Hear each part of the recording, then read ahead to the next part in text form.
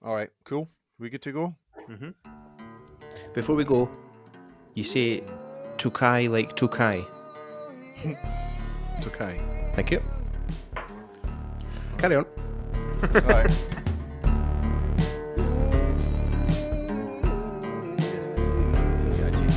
Right. Let's get into it. You bastards. Yeah, big bastard. Okay, we good? We good? Got Yes. a dram? Everyone got a dram or Aye. a cup of tea or whatever? Right. Okay. All right. Clink, clink. All right, good Oh, stuff. look at this. That's Show a off different cup pours of tea, now. that. Oh, that's Jeez. good. Hey, And that's he's good. put it in a mug. He's putting local barley into a mug. That's just how Aussies roll, isn't it? That's good though. That's good though, because I did want to touch on something. So let's go. Let's go for it. All right. 3, 2, 1. Hello, Dramfacers. Welcome to episode 28. The official title of this episode is "To Buy or Not to Buy." That is the question. Ooh. Today I'm joined by Rob, Roy, Gordon, and new voice Gus. How are we all? Very good, thank you. Well, Excellent. Good to be here. Much Good better than last week. Aye, yeah. You tend to be. It tends to be that way. Yeah. It's been a long week. It's been a tough week between podcasts. In fact, who are we kidding? We it's not weekly either. We try and spread them out fortnightly. It's not. It's not Yeah. weekly. It's good to see you boys again. It's been a while. It's been a minute. It's been a minute. Your son is at least another 3 weeks older since the last recording. School soon. Depending on how quick our editor is, the post process. Aye, just giving yourself extra work.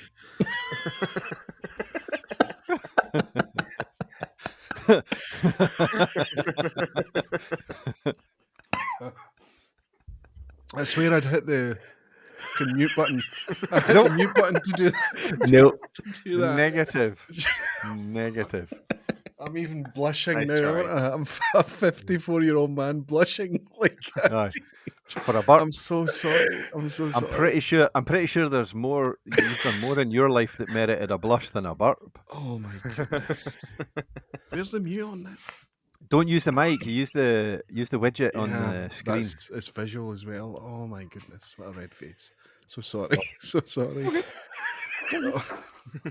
I'll not put it this way. I won't come to you for the first drink because you need to compose yourself. Yeah. Sorry, I'll be fine. All right. You want me to pretend like that didn't happen so you can edit?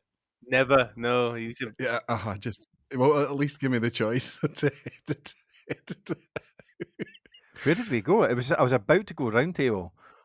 So we're all good. Blah blah blah. And Rob, your little one's a couple of weeks older between the last recording. What's in the glass?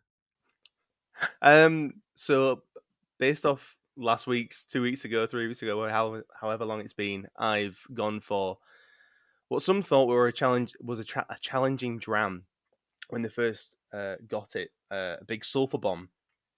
It's the Glentockers 100 proof from Signatory, and I don't know if it's a few, but rare few, sorry. But I like sulfur. I think it's nice. I think it's interesting, and especially with this bottle, as it goes down, the sulfur changes and it kind of integrates, and I don't think it disappears.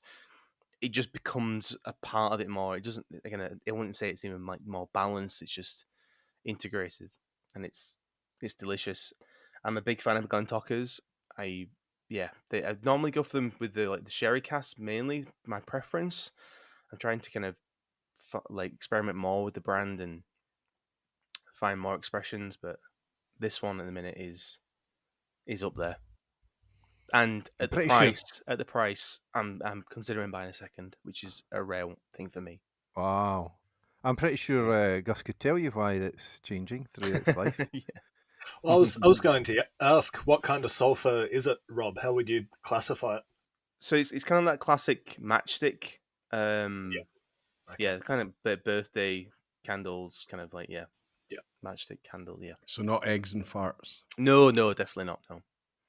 Yeah, probably still a cask taint, but that's okay. It can be good for certain palates, certain noses in the right dose. But then again, last week I like lactic baby sick notes as well, so I think I'm just a weird palate. That's kicking around your household I in think more I'm ways, just I'm more accustomed ways to than it one. now. I'm baby Aye, sick blind. aye. Gus, what's in your glass? I've poured a wee cheeky dram of the Springbank Local Barley 10 bourbon cask, Oh, 51.6%. oh. See, now you're talking. It's Was it okay, I Now guess. you're. I mean, yeah, it's fine. was that 2 years ago? About that, yeah. It came to Australia about a year and a half, 2 years ago, I think. Yeah. That's what I was going to ask. Did Yeah. you get that in Australia or did you smuggle it over? No, I'm lucky enough. The retailer that I work part time for now gets an allocation because we've got very good relations with the national importer for Springbank. Great guy. He's been big advocate for J&A Mitchell Co for a long time, and yeah, we were supporters of his as a retailer before Springbank really blew up. And I'm proud to say I had a little bit of something to do with that, trying to get his products in because I've loved Cadenhead bottlings for a long time, even if we don't get the full lineup.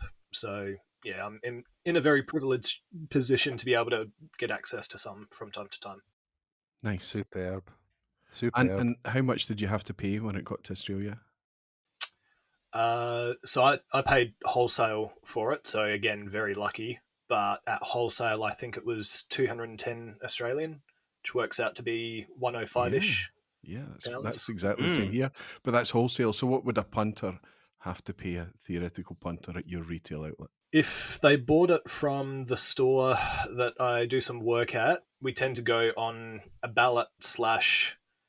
If you've purchased something from us before, then it's sort of like we keep your name on record and we we do an allotment. So like every $50 goes towards a ballot. So the more you spend, the more Like a chances loyalty get drawn. scheme, right? That kind of thing, just to try and make it a little bit more fair. But the draw is still randomized.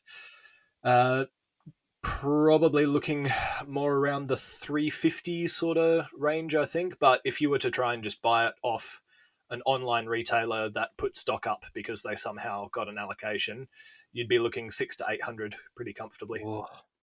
Yeah. Wow. Man. Which is comfortably 2.5, 3 times the retail. Yeah. It's heartbreaking, right? Yeah, it's rough. It's real rough, and it's not getting any better.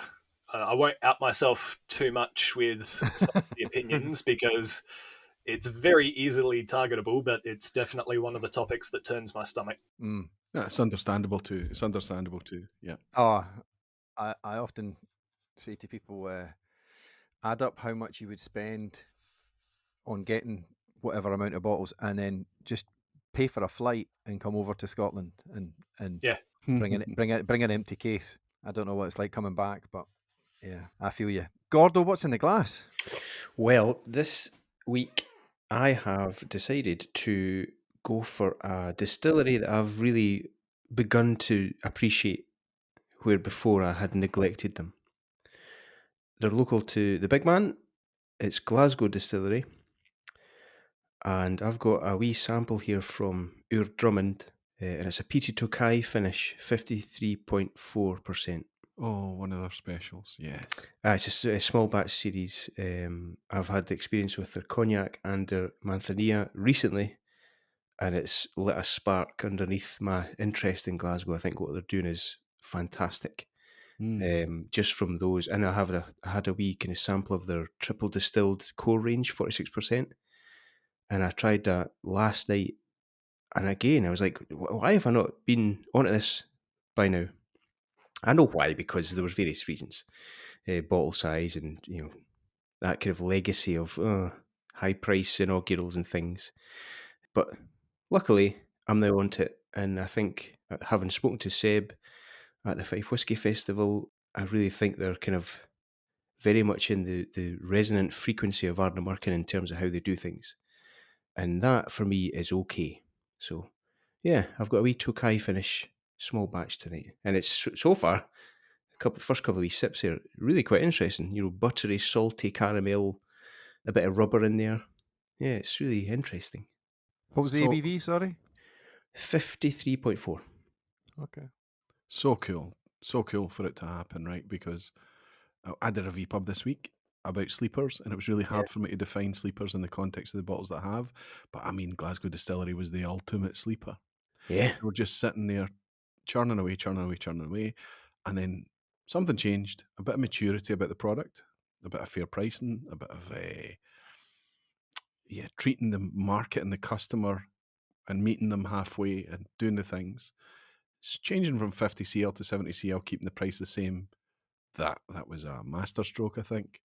But it also came about at a time where the product was becoming a wee bit more drinkable. And I mean that in the kindest possible terms. Yeah. There's a bit more maturity there, and a bit more definition. That peated PX that they do is fantastic. They brought a cast strength version out. They've got a cast strength of their original out. But where the real interest has come is what you've just mentioned there, whether it's Manthania or Tokai or Golden Beer, or really just showcasing their spirit. And it's right up Gordon Street because it's got the fire and the definition and the sparks and the hooks that you're looking for, the things that really make you sit up and pay attention, the things that make your words flow, which we love to read. I'm just so jazzed and excited about Glasgow Distillery right now. I think a I lot of think us are. their attitude to pricing as well needs to be spoken about. You know, the small batch series are all cask strength. Some of them are, Single cask. 800. Some of them are single casks. Yeah. Well, the Manthania is a single cask, Yeah. and it's £59. £9. £59. I mean, it's they should be getting shouted. Their name, Glasgow Distillery, should be getting shouted from the rooftops because what they're doing is exactly what we're Asking. shouting about. Yeah, why is nobody else doing this? And Glasgow's went, we're doing it. And Yeah. suddenly I'm just on a laser beam with you guys. I think what they're doing is great. Yeah. And I think that's what it needs. It needs champions. It needs people out there to engage with them. People who are willing to take a risk and say, I love this. If you don't love it, don't worry. I don't even care that there's a dram or two out of it. I'll buy the bottle back off you. That attitude, just genuine kind of excitement about it. It's for me as well. I was super excited about the rejuvenation, the rebirth of distilling in Glasgow. Right, Glasgow's always been a whiskey city in every aspect. Whether warehousing, distilling, trade, business building, business development, all of that, and it just kind of disappeared. It was just nothing for a long time. Of course, the Lings were always here and various other companies, but generally speaking, it was just got. And then now we've got Clydeside, potentially other distilleries on the horizon. We've got Glasgow stepping up. It's just suddenly there's whiskey in Glasgow again, and that just makes me super happy.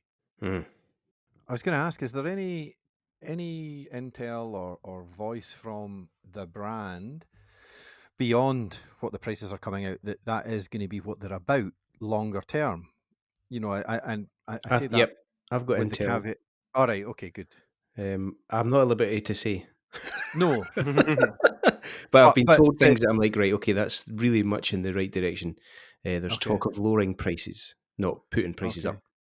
Good. Oh wow! I say that only because I know Ardna Murkin often talk about, this is what we stand for, and we won't stray. We'll never stray too far from that. It's kind of, and that's from the brand. So that's good to know. Yeah, it's brilliant. I think what they're doing is great, and their attitude. They're a small team as well, and what their approach to it is just so spot on. Now I guess that's the thing. A lot of people have issues with folk who bang on about a place, but they've maybe had the privilege of having spoken to the folk that are doing it, and then have that insight that kind of stokes that fire. So yeah, I've spoken to Seb and about what they're doing and how they're doing it and why they're doing it, and it's just I'm on board. Yeah, nice. Yeah. Roy, what's in your glass? Well, tonight, actually, inspired by the last recording session that we had last week, we're talking about different woods and different casts and things like that. And at hand, just because I opened it very recently, I've poured my third glass of this, which is a tomatin.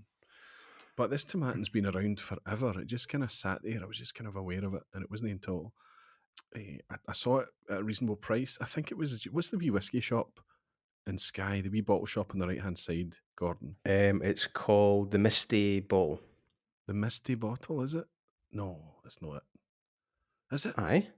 Okay. I love, The I wee love one on the, the I love right-hand the, side, right? well, There's a wee... I love the description is the wee one on the right.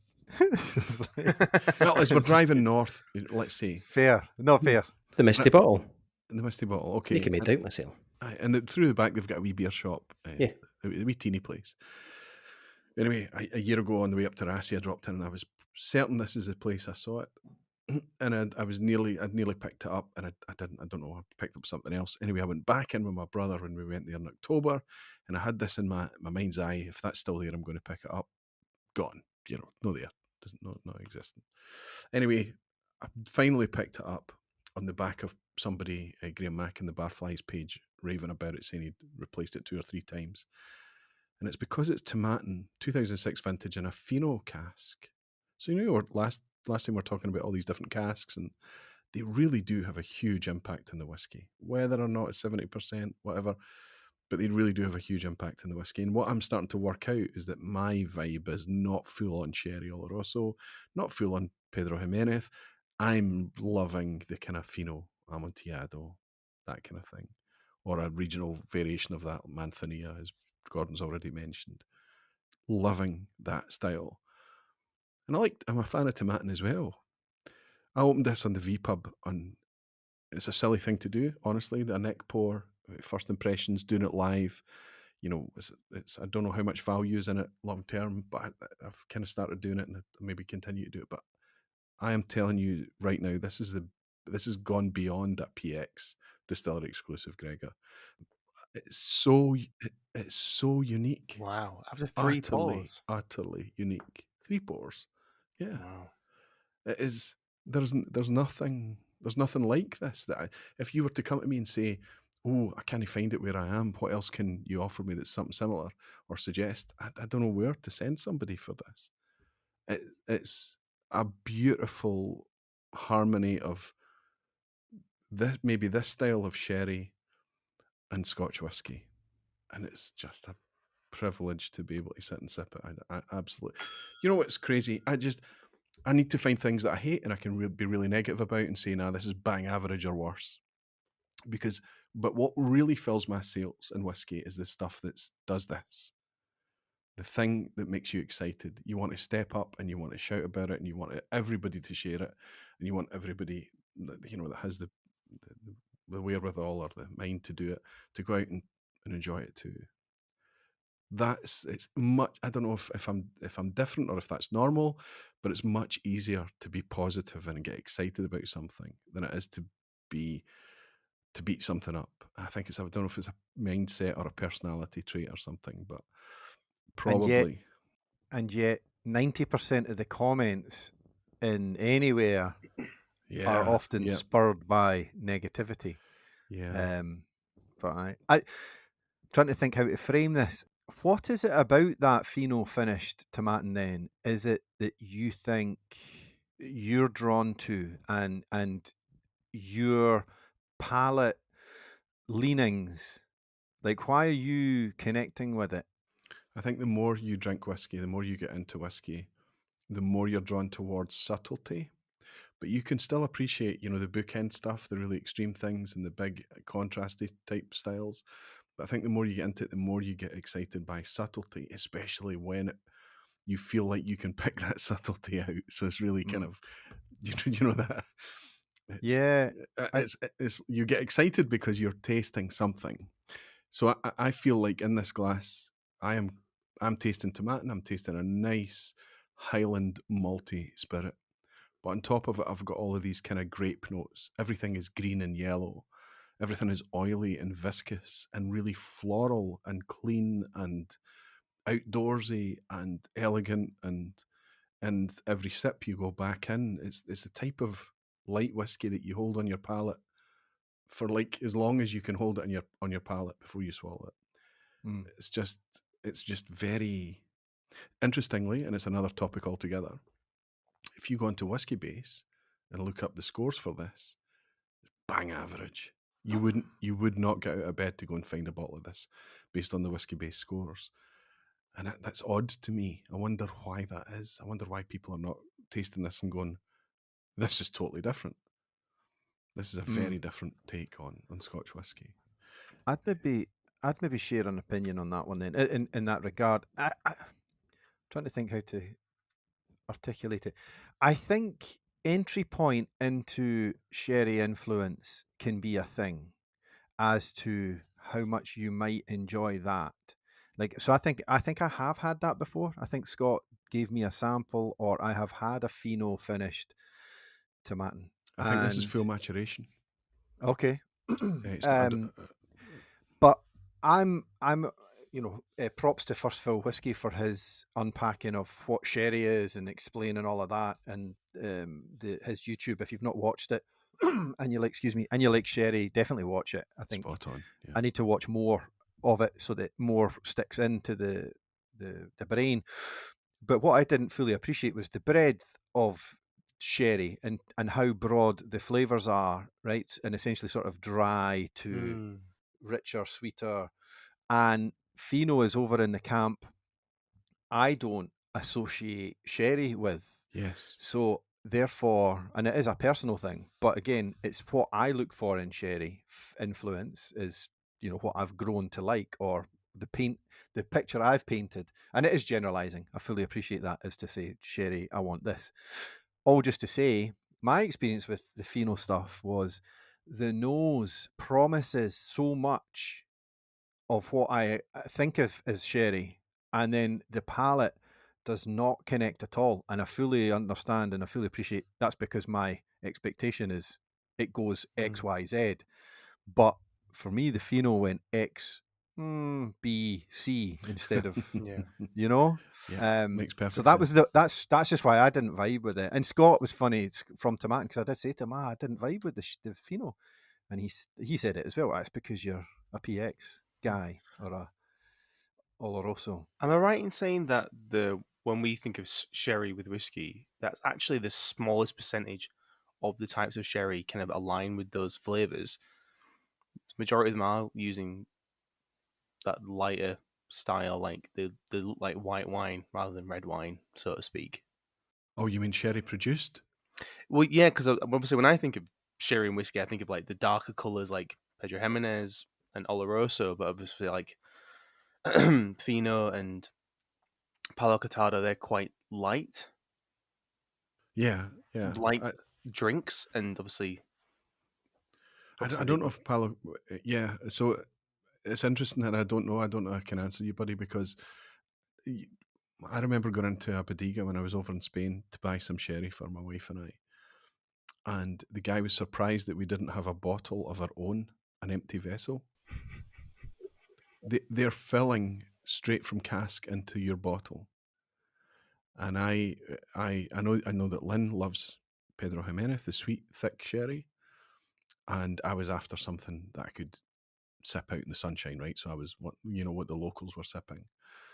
There was one cask of the PX, but the lighter stuff that you're bringing up, Rob, there were a selection. There was quite a lot. So I think you're maybe right.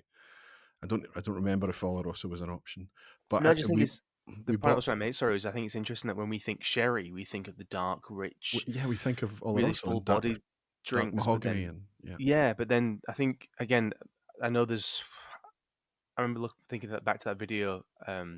First of all, that Phil did. There was obviously it's a gradient of color as it goes across, and I feel like the majority of them were quite lighter colored drinks, and it's interesting how like the Oloroso and that kind of really kind of held the market in the word sherry when there is so much variety. it's worse than that. Madeira is the exact same spread. Mm. Oh, really? Port is the exact same spread. Based on aging, based on how the the fruit has been treated before. It's just we're very, very in whiskey. We're very into our whiskey, so we just kind of broad brush these things: sherry cask, port cask, Madeira cask, and when it's like the rabbit holes of all of these. When you start to dig into it, you're like, oh my goodness, and then you have to either go full, try and learn, or you just step out and say, no, I'm into whiskey. I'll try and just learn what I need to know in order to get my head around this. But you can easily fall down all of these other drink rabbit holes. Quite amazing. We kind of symbiosis going on. Well, Oh, there's this thing- the hairs we could split, right? Like, Yeah. it's I bet Gus is holding his water very, very politely. Oh no. I was just gonna say, you touched on it with the floor is one of the big ones for a lot of these styles, because in a lot of cases they share, but between the different sherry types or whatever category we're talking about, they share grape varieties, and a lot of them, the grapes are not necessarily treated massively differently, but it's how it's fermented, and the floor is a big part of that. So if you're not familiar, the floor is the layer that sits Yeah. at the top of the liquid in the cask, and it basically acts a bit like a pellicle does for bacterial ferment, which is it's a barrier between the liquid layer and the atmosphere above it, which has obviously got oxygen in it, and so it acts as an oxidative barrier. So for things like Oloroso, they let it start off with the floor, and then over time the floor dies off, it drops into the liquid, loses the barrier, and it starts to develop oxidative characters. So it's kind of a hybrid. And then you've got others that are oxidative from day one, and others where the floor's kept the entire way through. And just that process changes the color and the flavor massively. And then you've got residual sugar, a zillion other things as well. It's And Palo the most Cortado. I was going to say, Rob, the Yeah. most fascinating one for me is the one that decides its own fate. I'll let you take it, Rob. Well, It's a the bit- way I understand it is that a barrier is not there at all, and it's a fail. I remember I think it might be one of your V pubs, Roy. It's a line, and then they strike it out, Yep, and exactly that's where that. the name comes. So Palo Cortado in Spanish, the literal translation is cut stick. Yep. So they're just marking these chalk marks to say, on these as it's maturing or aging or under this floor barrier, and if it dies away for an inexplicable reason, it cannot be designed. I'm not even sure they know how or why it's dying away, but then that cask becomes Palo Cortado, so it gets a slash through it, becomes a cut stick, and so it's it's quite rare. Can I ask a question? No, put your hand How- up. I have. You're saying they know the things died away. How do they see if it's a cask? Well, there's usually cellar hand stuff that goes on with these things, I imagine. Some amount of maintenance for them. So did you look in the wee hole? A Right. torch. A torch was the answer, Gordon. Thank you. A torch. A Thank torch you. through the bunghole. Thank you. That was what I was looking for. Yeah. Yeah, So but it's not like the- it's got a clear end and it's not in a kind of plastic tub. It's a wooden cask, but they're able to see somehow what's going on inside it. yeah, Aye. yeah, Right. Okay. Yeah. Yeah. Probably some of the more experienced cellar hands might be able to stick their nose in and have a sniff as well, because one of the biggest Oh. things for wine oxidation, one of the intermediaries, so ethanol oxidative pathway starts off ethanol, and if you let it go far enough, you end up with vinegar, which is basically Right. how they end up with balsamic vinegar. If you let it go super oxidative for long enough, the ethanol converts across into acetic acid, and so that's Right. what the intermediary of that process, something called acetaldehyde, which smells very strongly of green apples. So if you've ever had like a pheno or something and it's got a little bit of that fresh oxidative thing happening in the bottle when you get green apples, that's why. So if you've got a cask that's had that, and then all of a sudden you're getting green apples, it's like, okay, that's now going oxidative. Right. I God, know it's exactly what it's you a mean. craft, isn't it? Everything's a craft. yeah. It's all magic. Amazing. Gordon, Is, what was that? is there any part of us, any part of any one of you that want to go to Spain? Oh and yeah. while around a bodega and just Definitely. Tapas. Tapas. I'm there. Sherry tapas. Sherry. Well, it goes well together. I'll try it. I think Gordon- I'm surprised there isn't a sherry flight that you can purchase. I think that's something that you should be able to do. I've tried Well, to my find it wife- and I can't. We did. My wife, she likes sherry, and we've got a Spanish restaurant near us, and they've got a really good flight, and that's where I was surprised to see. I think it was the Amontillado, which again, I do associate Amontillado with the things I expect from a sherry, but I think that was quite. I think it was light. I think it was, and it didn't. That's where the color didn't match the flavor for me, or the picture in your brain. Yeah. But no, Gordon, what was that you asked me? What's in my glass? Oh, Yes, thanks, thanks, what's yep. thanks, thanks for asking. Thanks for asking. Uh, Smooth, right? Smooth segue. Can I've can we got a guess bottle. what's in your glass? I think I've seen it. We all saw it Sure. there. We all Yeah, saw it. clocked. Well, there's nothing in my glass. Aye. What's What's in your paper on jacket? on theme?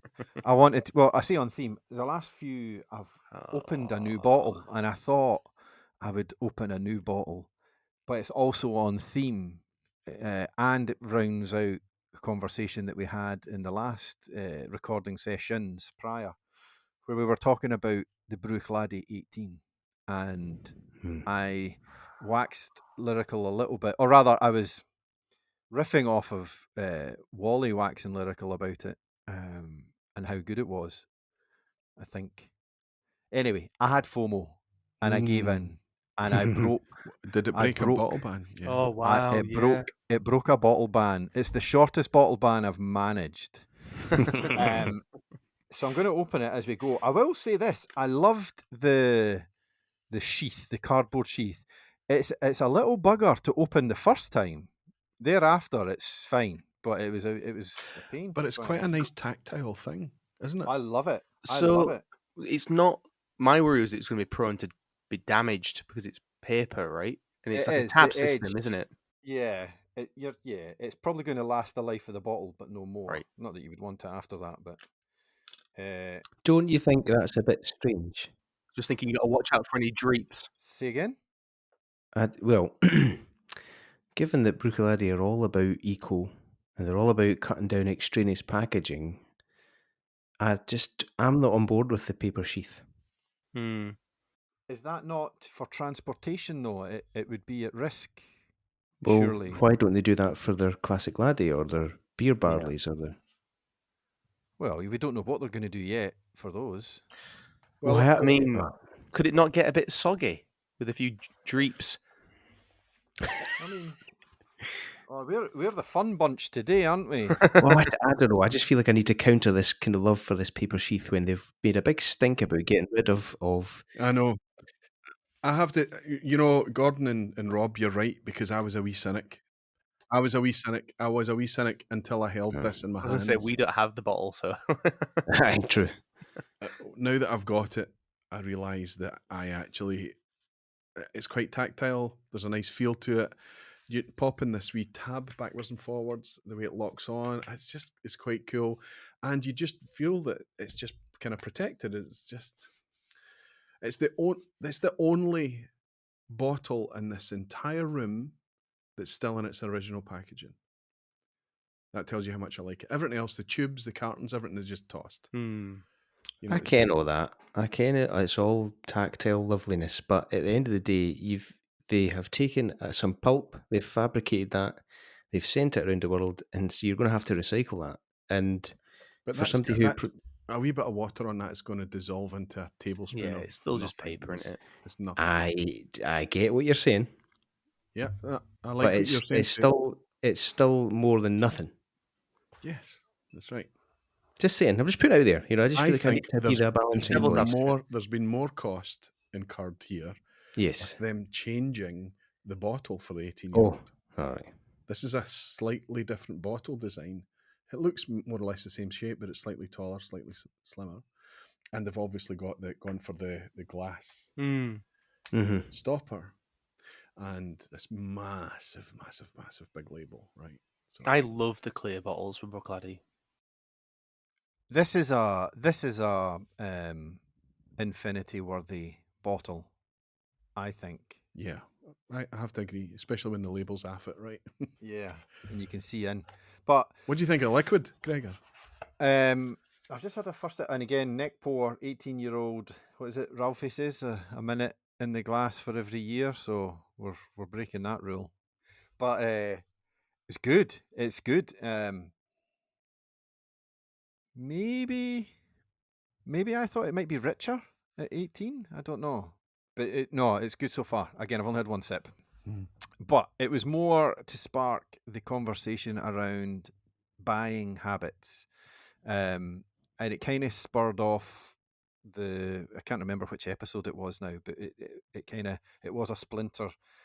Ooh, that would be a good topic because we're talking about bottle bans and how I'm now at a place where, in my journey, where I've got so much whiskey, I've got plenty to drink, that I can afford to say to myself, okay, I'm going to stop buying for 4 months, 6 months, 9 months, I think is my record. And that seems to have been how I've found equilibrium. Well, I don't know if that is an equilibrium, but like I've not shown the restraint to have responsible purchasing. Now I have to just go cold turkey. And as long as I can until something is inspiring me so much, or I give in and I break it. And there you go. That was the Brew Lad at 18. You just not buying bottles between purchases. That is the Yes. That's mine. Well, yeah. I suppose it's how you look at it, right? That's what I'm like. I keep saying I'm on a bottle ban until I buy something else, and then I'm straight back on a bottle ban immediately afterwards. I guess Gus is the new voice in here. I'm curious, which camp are you in terms of your buying habits with whiskey? Are you a restrained enjoyer that rinses a bottle, moves on, or are you one of us that me and Rob, I guess? Look, I don't know exactly where on the spectrum I fall, but it's definitely not what most people would call neurotypical. So there was, you could say, an exponential growth in bottle numbers and tastings and all of those sorts of things. I didn't drink whiskey at all until probably midway through, I think it was 2018 or 2019. And then it just kind of happened. I think Wow. I got the 100 bottle mark within 2 years or so. Wow. And I've just kind of coasted at somewhere between 100 and 150. I think I'm just eking up to 160s or 170s now. But, I'm holding a few bottles on behalf of my whiskey club, so I'm not sure what the actual total looks like. But yeah, I've definitely got plenty to be drinking. Prices are ridiculous right now, so there's not a lot of incentivization to continue buying unless something's on a particularly good deal or I'm buying it for my club because I think it's worth splitting for a point of interest or for sharing or for a theme or something. I'm also in the position where I've got to keep telling myself moving to Scotland and basically starting Yeah. fresh at some point next year. None of those whiskies are coming with me. I think of the 150 odds that are in my name, probably around 120 to 130 are open. So, and the ones that aren't opened will probably go to friends and family, or they'll, get opened in a week long goodbye hurrah or whatever it is. But yeah, none of it's coming across. So I've got to save pennies for the actual move, for studying, change the lifestyle, being able to buy some whiskies when I get over there as well. And yeah, the market's just there's nothing about it that says you should be buying right now, except a few pockets of value, as far as I'm concerned. Yeah. And you touch on a good point, and it's also one of the reasons for bringing up. Like, I wonder to the group where we're headed. Where we've talked quite at length about the prices are starting to creep. Everything's starting to go up in a way, and yet most of all of us that are in I guess it's a hobby, the hobby now. We're good. We've got enough that we can absolutely pump our brakes. So it does kind of pose the question: how do those two realities, or what effect do those realities have on, I guess, the industry, right? Like, I wonder how much they think about that. Well, we're talking about the concentric circles of effect here as well, because if we speak about Scotch and the local barley being the example, it took maybe a long time for it to arrive out with Gus in Australia. So that's generally happening for most outturns and releases. It takes a wee while. Interestingly, the book Glad 18 managed to somehow do this globally. It seemed to appear Mm. everywhere at the same time, but that's the exception. I would say the rule is that it takes a wee while to get out to the more distant markets, which is true to say that about the pricing as well. So what Rob and I have certainly been sensitive to recently is a lot of producers offering bargains. Rob talked about the Signatory 100 Proof series. Did you mention how much you paid for that, Rob? Or 45. Oh, aye. It's quite low compared to some of the others, but yeah. 57% ABV, 57.1, 100 proof. Yeah, At what age is that on the Glentalkers? 11. I An mean, 11-year-old cast strength magic, whiskey really. for £45. Sherry. They're really shaking it up. Gordon's already talked about how Glasgow are treating the market, and actually there are rumours out there just now that there are only rumours, as Gordon touched upon, that they're threatening to reduce prices. So what we're actually seeing is, I think, a direct reaction to people, as you say, pumping their brakes, sitting on their collections and saying, I'm not paying these prices anymore. I'm being tenderised and I need to reflect. I've got all of this whiskey here, plenty to keep me going. There needs to be a wee bit of a correction. Now, for a lot of brands out there, that's not going to happen. But for a lot of producers out there that need constant churn in bottle sales, they need to sharpen their pencils a wee bit. And we've seen that. My worry is that it takes out a lot of the integrity ones that were really honest in the first place and didn't fleece and bunce and over profit when they had the opportunity. And they might be the ones that they have less protection to see them through the leaner periods, right? So, aye, sorry to take it down, the No, tone no, down no. a bit, but yeah. I often wrestle with it, and a few of you know me pretty well. I kind of go hot and cold, and I go so far down, right? Like Gordon knows the amount of watches that I have. Where I'll chat with Ben Dietrich about his hobby, and he's like, "No, I want to get down to like, or not down to. I'm happy with a 3 watch or a 5 watch collection or something, And there's so many of us that have done that, right? Like Gus says, you're new into the passion. You're like, oh wow, you go supermarket sweep mode, and and I do wish I could be not that and more. I guess more like Scott Monroe, right? Where I think he pretty quickly established, oh, I like this or I like this, and I'm just going to stay in this lane, and I'll occasionally look here or there. Or he knew what to look for. He narrowed in. I don't know. Well, Gordon. Scott's been sipping for a long time now. He must be, 15 years more. He's had time to kind of sharpen his focus, I think. And also, I suspect that I'm always quite surprised by the amount that Scott actually has. So maybe he's just quite quiet about how he accumulates. But the boy does well. He's got quite a canny choice, right? So Yeah, and you're right. You're right. I guess point and journey, and when you're more learned, you probably make more measured decisions or purchases. Gordo, where are you on the spectrum on your journey now, in terms of buying habits and? There's no doubt I've slowed down pretty significantly. So I got into whiskey January 21. And it was scattergun. Everything and anything to try and find my lane. But as we came into the winter season, 23 to 24, the prices were suddenly getting a bit more expensive, or maybe I was just a bit more aware of how much I was spending. And I haven't been buying as many bottles at all. More just kind of picking and choosing. I fancy that, I'm going to go for it. And I'm able to keep my powder dry a lot easier. Maybe strategizing a bit more, thinking, well, now I know roughly when these things are getting released that I might be interested in, so I'm going to hold on until that point, rather than just kind of shooting my shot or using up all the money that I have accumulated on things that don't really work for me, but I'm just trying to keep that bottle rotation going or something. So I'm slowing down and being more clinical about what I'm buying and why.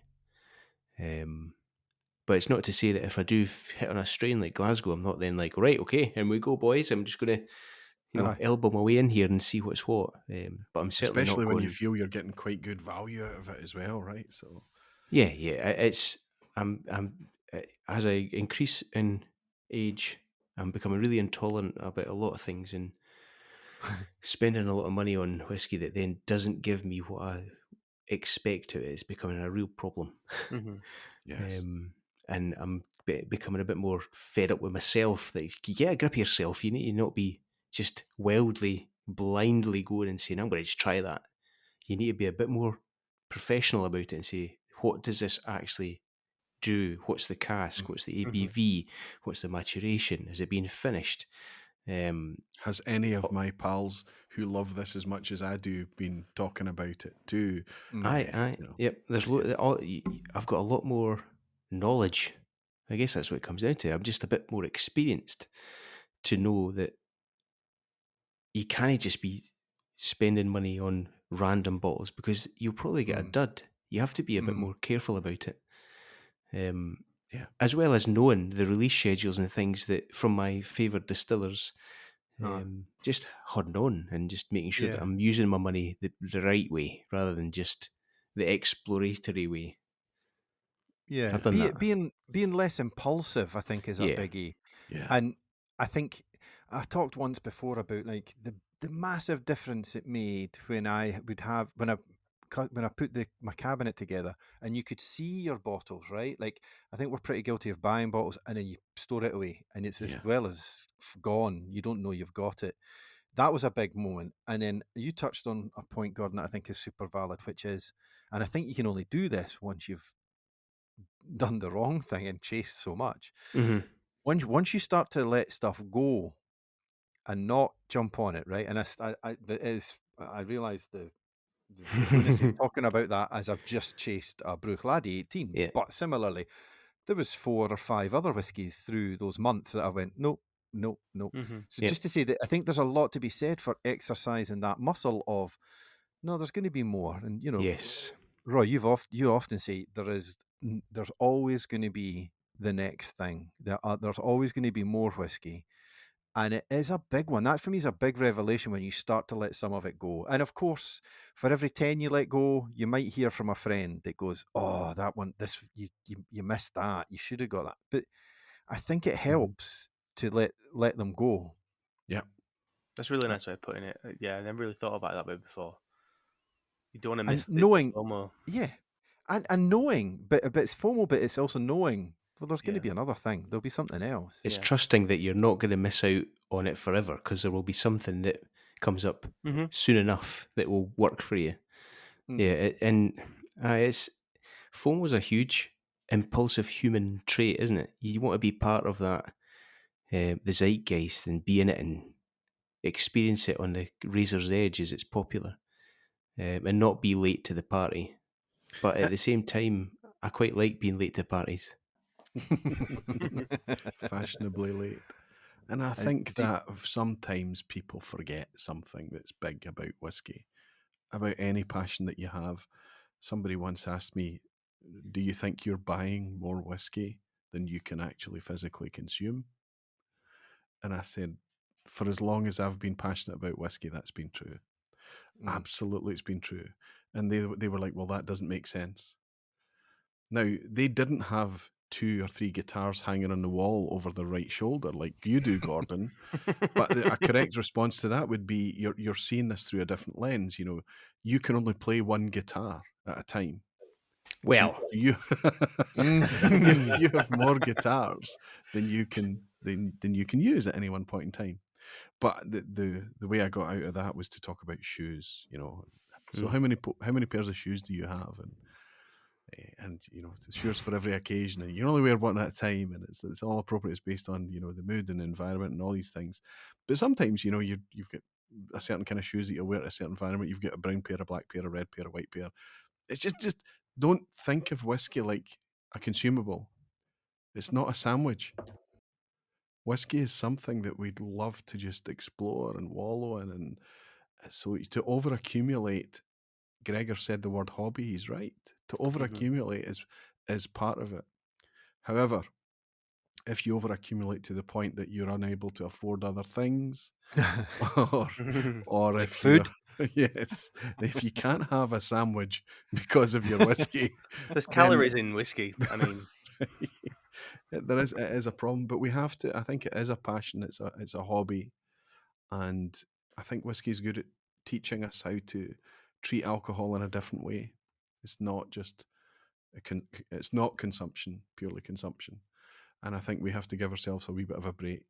Um, so just maybe that's just me trying to defend my. I'm not even going to mention how many bottles are in this room that I'm sitting with you now. It would be, yeah. I think it would shock you. Further in defense of having a lot of bottles, it depends what you can taste by the dram in your area as well, right? Because Mm. here in Adelaide, we've got maybe two pretty good whiskey bars, but compared to anything in, say, Taiwan or Japan or Scotland or any of the great whiskey bar housing countries around the world, there's bugger all options. So if accumulating a lot of bottles and then being able to swap samples is your mechanism of being able to try things with other people, then fantastic. If you've got an amazing whiskey bar with reasonable prices just around the corner and you're sitting on, 1,000 bottles of which 5% is open, you might have to reevaluate things a little bit. Or you're getting a different thing out of whiskey. What you're actually Yeah. having fun with is the like you would collect, Star Wars figures or shoes again or whatever it may be. You're getting a buzz out of just the possession rather than the possession and the consumption. Absolutely, Mm. it's amazing. Somebody mentioned neurodiversity at the start of the podcast tonight, and I think that we're doing a pretty good job of of illustrating the neurodiversity that exists just in this wee space. Gus, can I ask then, and we'll slide over to I Am A Distillery in a second, but I'm curious. You strike me as quite analytical in your outlook. Um, what is that fair to say? You've got quite an analytical mind. I think so. Did or rather then, what was your approach to exploring whiskey? Like, I'm curious, was it analytically and sort of somewhat scientific of, well, I've tried this now, I need to go here or here. But like, how was your journey then when exploring the whiskies?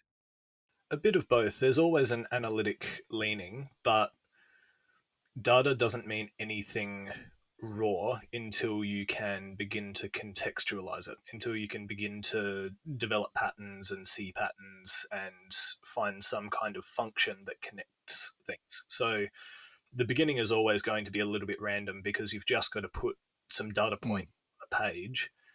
And then as you start to do a bit of research and correlate what you're tasting with understanding the process, or at least this is how I did it, you can start to see, X impacts Y and so on and so forth, and try and build yourself a little bit of a map. And then that makes back calculating what your preferences are for what you want to drink much easier if you understand the process and you understand which things are important to you and your palate based on experience and that data collection and pattern seeking, then you can save yourself a lot of money. So that's how I. Mm. Good. Aye. What was there a? Could you track a couple of those data points? Like, what was your entry style, and maybe what got you where you are now in terms of your palate preference? The first malt whiskey I ever bought for myself was an Ardbeg Ugadal. wow. Yeah, and loved that. 54%. Say again, sorry. 54%. Yeah. Yeah, big on that. Big on the peat. A little bit of sherry in there, but not the sulfitic style that I take issue with. So there was a while of trying to understand peat and get my head around it, and it's still something I drink a lot of. I own more peated whiskey than non-peated whiskey, and we were talking earlier on about blind tasting and identifying things. I'd say that's probably my strong point more than anything is identifying different peat styles and how it's been handled, where it's come from. That's something I spent a lot of time on. But branching off from that, then trying to understand, well, what does non-peated whiskey taste like? What's the cask influence got to do with it? What do other stages like length of fermentation or amount of reflux or any of a zillion other things? What do all of those things do? Which is probably how I have now landed on a style more like, say, Springbank or Clynelish or even Ben Nevis, some of these things that have got really interesting distillate character, but it's not necessarily just from the raw ingredients. It's other things that are going on. So love whiskies, whether it be a little bit dirty as well or just clean and waxy. So yeah, process is very important to me. Mm. It does feel like all like with any passion or hobby, there's all these different insertion points, right? Like you might like sweet, so you'll come in through a sherry door, or you might like barbecue, you come in through peat. Would it be fair to say though, it does feel as if m- all roads eventually lead to a similar place in that you start to hear stuff like Clynelish and Springbank. You know, like is that is that the equivalent of Neo getting the keys in the Matrix and just straight opening the door? Like, is I'm, that I'm a bit fair? I'm a bit cantankerous about this because I think it's the whole chicken egg thing. Is it that people naturally align themselves to certain style of things because they're as close to objectively good as we can agree upon? Or is it that some people got in early, decided that those things were going to be deemed as good, and then set the track for everybody else to go, oh, okay, yes, that's what I'm supposed to end up drinking because I've been drinking That's whiskey brilliant. for this amount of time. I think more people should do much more blind tasting. More Mm. people should spend a lot less time on Whiskey Base and other places just looking at scores without putting any kind of context into it and trying to understand things. But it's human nature to just want to look at a score and not have to think any more deeply about it, right? So I understand why it exists, but it's much more useful and you get much more richness out of any of these sorts of hobbies if you actually look into it and try and do it for yourself as an individual rather than just taking the score. So I don't believe in some hierarchical everybody ends up in this place because that would assume that we all actually like the same things, which I don't think is true. Mm. Mm. Love it. Love it. Superb. Guess you can come back. You can come back. Superb. Good stuff. Good banter. What I country think there did was you some. say you were from? Uh, one of them damn colonies. I love that I love that he's trying to make his way back. Like Mm. your ancestors put quite a bit of effort to survive and thrive in Australia, and then you go a couple generations later, you go, I'm going back to that wet, rainy, cloud covered slither of landmass Well, the funny because thing is, because the whiskey's good. Adelaide's got, I think, the lowest concentration of ex colonials from you guys exporting your prisoners. It was mostly the aristocracy and some people that actually had money that came out to Adelaide. Not my ancestors, mind you; they were all labourers, but yeah, weird collection. Love it. Love Amazing, it. amazing. Good The stuff. the double helix of the DNA is basically a bungee cord. It will snap you Yeah. back. Yeah. Gordon, because you won in record number of questions last week, Thank you. you have the honour of delivering I Am A Distillery. Have at it. Okay. What's I Am A Distillery, Gregor? What Oh, is this? sorry. Sorry. I do sometimes forget that people might be joining for the first time. This is a game where there is a distillery that you have to try and guess. We've got a series of 10 questions. Ideally, they start ambiguous down to more specific. You get to shoot your shot. You make your guess once at any point in it. Once you've done it, that's it. You have to be quiet and play it out through the rest of the questions. Let's go for it. Okay. Magic. Question number 10. 1. Start. I know. What? I know. I Roy am can a edit dist- that. He won't. I am a distillery. No, you're not. Well, I used to be accessible only by boat. Oh, come on. I have to, because Go. I don't even want to. I don't want to play anymore. I'm going to leave it for. I'm just going to write it in big letters. Wait, Okay. hang on. Let me. Wait, no, don't come off. What? You What? could only be by boat. Yeah. He's read all the books, hasn't he? All right, carry He on. kens it all. Nobody likes a kens it all. Right. So I've Off written we it. go. I've written it down. Okay. Go for it. I have 2 stills. Ooh. I am almost 200 years old. Mhm. Okay. One of my expressions is named after the street upon which I am built.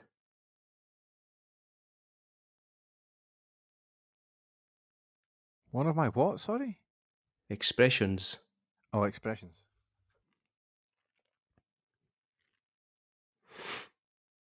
One, two, three, four, five, six. Question number 6. My balls are massive. Oh. Oh, now. I mean, clearly that's how this podcast starts. That's gold. Say again. Sorry, Gordon. Say again. No, that's it.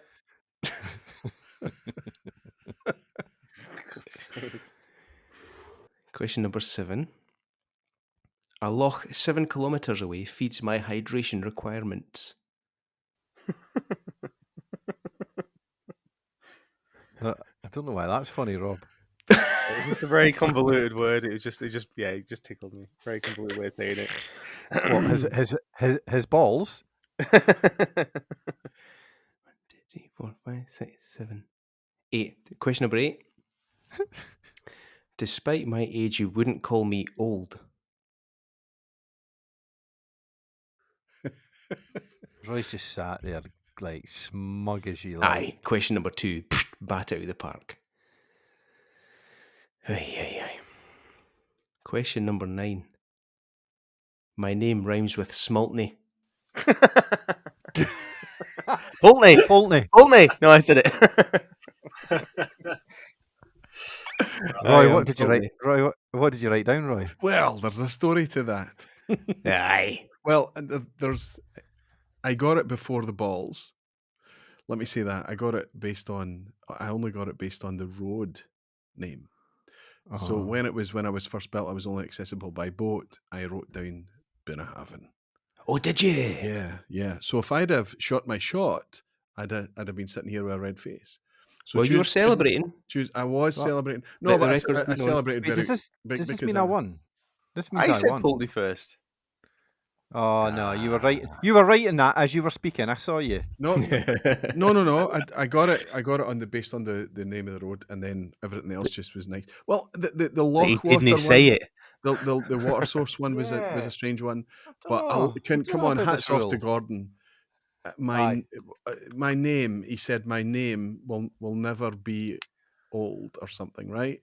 Despite my age, you will not call me old. There you go. Oh, I mean, wow, come yeah. on, that's different level question. That's just he's Well, I still raised the- say old. he's I still raised the say old game. Pulteney. Who won it? Who actually won that? No, Oh, you won it. Cup. It was no. I Well, The editor, when he edits the sound, he'll be able to tell you. Gregor, we both got it on Schmaltney. Nobody. Pulteney, aye. I know. We Aye. did- no. We didn't Nobody- win. We didn't win. No. there's not a lot of space for bragging there, right? I tell you who won. You, the listener, because you just heard Gordon use Smoltney. It rhymes with That's a old question. Smoltney. Tremendous. Well, gentlemen, thank you so much for your company, your banter, and Nonsense. Gus, thank you for your intellect. The other three, less so. But until next time, Not at cheers all. all. Cheers. Cheers, Gregor. Thank you. Cheers. Thanks, Gregor. Cheers, everyone.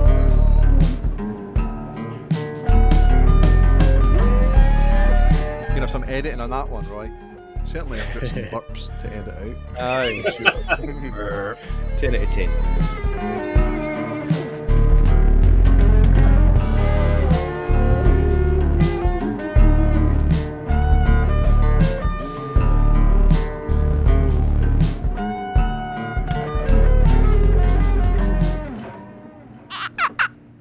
Oi.